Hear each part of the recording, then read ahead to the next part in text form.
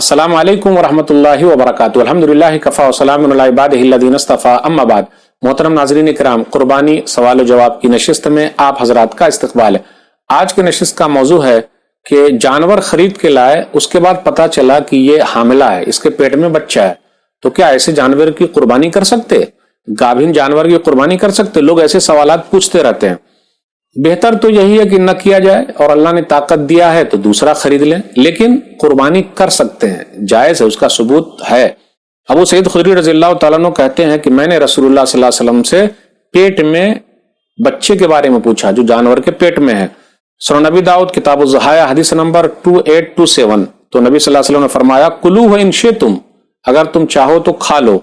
फिर वो कहते हैं कि हम ऊँटनी को ज़बह करते, उसके पेट में बच्चा निकल आता, गाय और बकरी को ज़बह करते, उसके पेट में बच्चा निकल आता। तो नबी सल्लल्लाहु अलैहि वसल्लम ने फरमाया कुलू व इन शिअ्तुम, अगर तुम चाहो तो खा लो।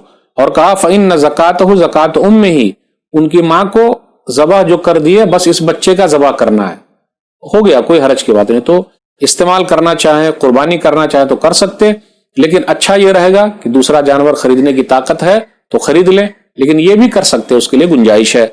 अब बच्चे को क्या करना पड़ेगा? तो बच्चे के लिए वही है जो माँ को ज़बह किया, इसको भी ज़बह करके खा ले, कोई हरज की बात नहीं। हाज़ा मा इंदी वल्लाहु आलम बिस्सवाब। वस्सलामु अलैकुम व रहमतुल्लाहि व बरकातुहू।